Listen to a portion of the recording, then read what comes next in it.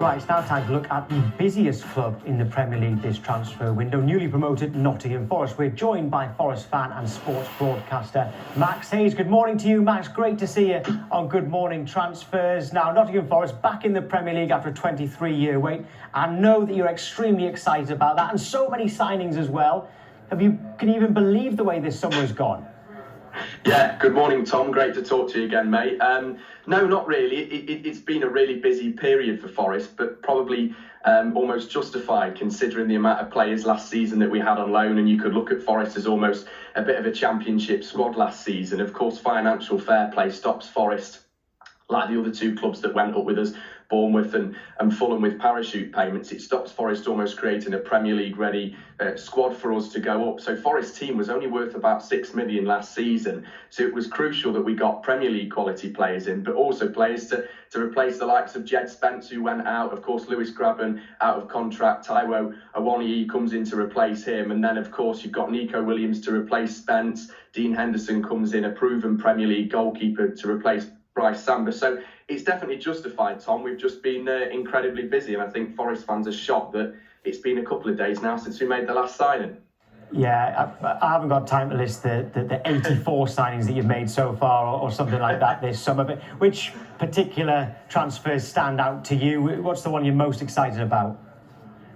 Yeah, I think probably the most recent one, Tom, that makes it signing number 15 is Remo Freuler. I mean, a Swiss international, a player that's played in the Champions League, scored in the Champions League, plays, of course, in the World Cup. He's a player that will bring really crucial experience to Forest in those tough times. He offers a bit more of a physical presence. I know he's quite highly rated, talentedly gifted. I was reading last night as well. And of course, that man, Steve Cooper, he'll be sure to get the best out of the players. Any player that Forest brings in, and not just the players we brought in, but also players that are existing at the club, will be made a better player through Steve Cooper. His man management's excellent, and he just knows what he's doing, and we fully back him and the board.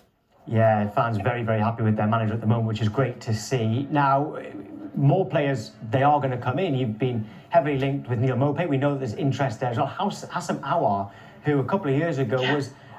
Arsenal were in for him, and he was considered a real huge player around Europe. And also the potential return of James Garner. What do you think you need the most?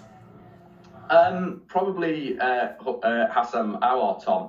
Someone that again is a really talentedly gifted footballer, and I probably expect him to add a bit for Forest in the final third, and his link-up play probably with Jesse Lingard on one of the wings and then Brennan Johnson on the other will probably do Forest the world of good.